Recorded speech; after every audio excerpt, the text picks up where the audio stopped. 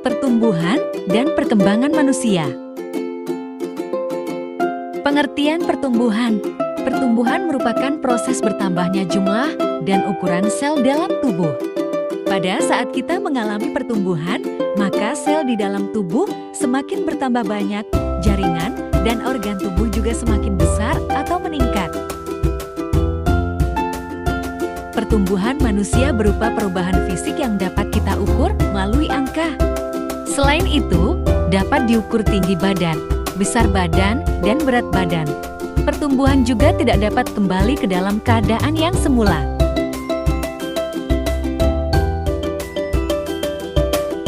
Vesta tahun 1992 mengemukakan bahwa panjang bayi menjadi hampir 2 kali pada usia 4 tahun. Anak laki-laki dan perempuan saat usia 10 tahun hampir sama tingginya. Saat usia antara 10 dan 12 tahun, anak perempuan tumbuh dengan pesat, sedangkan anak laki-laki terjadi pada umur 12 dan 14. Organ tubuh pada anak laki-laki dan perempuan saat berkembang juga memiliki kecepatan yang berbeda. Biasanya anak perempuan mencapai masa pubertas lebih awal dibanding anak laki-laki. Untuk anak laki-laki, masa pertumbuhan bertambah tinggi, otot menguat, bahu melebar dengan pesat. Pengertian perkembangan. Proses pematangan dari sel-sel tubuh menuju kedewasaan disebut dengan perkembangan. Dimulai dari kematangan fisik, perubahan kecakapan, emosi, dan pikiran menuju kedewasaan, perkembangan tidak dapat diukur dengan angka seperti pertumbuhan yang dapat diukur dengan angka. Menurut F. J. Monks, DKK tahun 2001, perkembangan adalah proses ke arah yang lebih sempurna dan tidak begitu saja dapat diulang kembali. Proses ini kekal dan tetap yang menuju ke arah suatu organisasi pada tingkat integrasi yang lebih tinggi berdasarkan pertumbuhan, pemasakan, dan belajar. Perbedaan pertumbuhan dan perkembangan. Pertumbuhan dapat diukur atau bersifat kuantitatif. Dapat berhenti pada usia tertentu, akan berhenti di batas tertentu, mempunyai sifat struktural, adanya perubahan fisik. Perkembangan tidak dapat diukur atau bersifat kualitatif.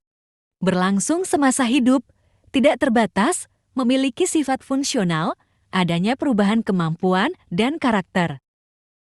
Ciri-ciri makhluk hidup yang pertama yaitu bergerak. Kemampuan bergeraknya makhluk hidup tanpa dibantu dari pihak lain, mereka bergerak sendiri sesuai dengan kemampuannya. Bergerak dibagi menjadi 2 jenis yaitu bergerak aktif dan bergerak pasif. Kedua yaitu bernafas. Menghirup oksigen dan mengeluarkan karbon dioksida. Cara manusia bernafas dengan menggunakan sistem alat pernafasan. Alat pernafasan tersebut antara lain faring, laring, hidung, traka, bronkiolus, bronkus, dan paru-paru. Ketiga yaitu mengalami pertumbuhan dan perkembangan.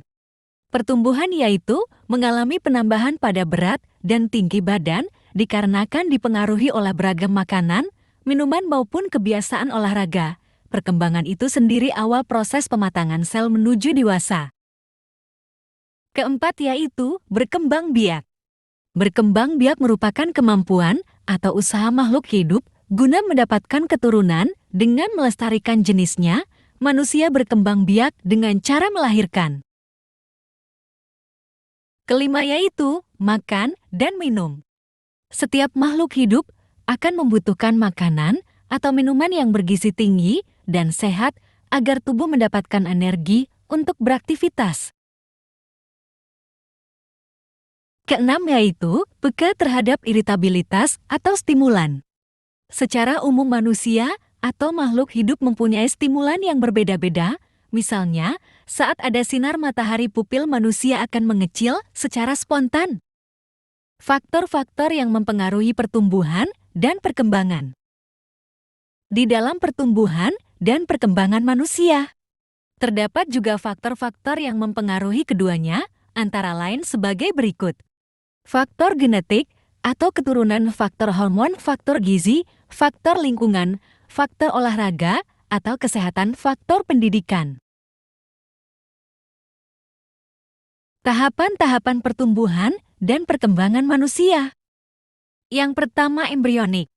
Embrionik adalah fase di mana pertumbuhan dan perkembangan embrio saat masa-masa kehamilan hingga melahirkan.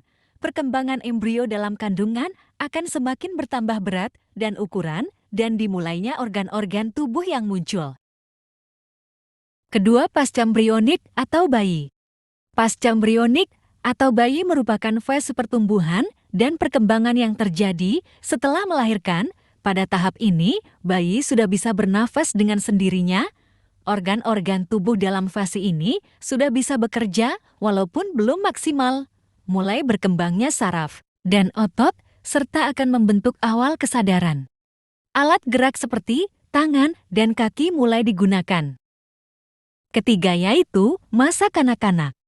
Perkembangan pada fase kanak-kanak akan mulai berkembang secara emosional serta sosialnya, biasanya pada peningkatan yang secara aktif pada keterampilan fisik, sehingga terjadi pertumbuhan yang lebih cepat dari biasanya. Pada fase ini, anak-anak akan belajar melakukan banyak hal dengan sendiri, contohnya seperti minum, makan, buang air di toilet, dan bermain bersama teman-teman. Keempat yaitu masa remaja. Pada saat remaja, di mana manusia sudah mulai mengalami pubertas dan perkembangan organ-organ reproduksi, perubahan fisik pada laki-laki dan perempuan juga semakin terlihat. Fase remaja biasanya disebut fase pubertas, di mana perubahan fisik yang sangat cepat, misalnya berat badan dan tinggi yang bertambah, mimpi basah atau menstruasi hingga perubahan pada suara. Selain itu, fase remaja juga mulai mandiri dan mencari jati dirinya sendiri. Secara berpikir mereka akan lebih logis dan mempunyai perasaan yang sensitif. Biasanya pada fase remaja mereka akan lebih suka menghabiskan waktunya dengan teman-teman.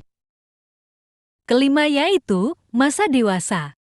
Pada fase ini mulai ditandai dengan berhentinya pertumbuhan fisik pada manusia. Masa dewasa sudah tidak bisa bertambah tinggi, namun masih bisa bertambah berat badan. Organ-organ tubuh juga mengalami peningkatan kemampuan serta kematangan. Kematangan berpikir dan kematangan mental juga mengalami peningkatan yang lebih jauh dibanding pada masa remaja. Pada fase dewasa, berlangsung dari usia 19 sampai 40 tahun, mereka akan berfokus pada pekerjaan, pernikahan, dan keluarga. Secara umum, orang-orang dalam tahap dewasa mereka akan lebih mandiri, prima, bertanggung jawab untuk diri sendiri maupun orang lain, serta akan mempertimbangkan konsekuensi yang akan dihadapi atas perbuatannya. Keenam, masa tua atau manula. Pada masa tua, organ-organ tubuh akan mengalami penurunan secara fisiologis, berbeda dengan masa dewasa, di mana pertumbuhan akan berhenti. Hal tersebut karena adanya penurunan, maka fungsi organ tubuh mulai tidak bekerja secara maksimal sampai mengalami kematian. Tahap ini terjadi pada usia 60 tahun ke atas. Fungsi psikomotorik dan kognitif akan mengalami penurunan atau kemunduran, biasanya ditandai dengan perkataan yang sudah mulai tidak jelas, aktivitas menjadi terbatas, dan kurang cekatan dalam melakukan kegiatan sehari-hari. Terima kasih.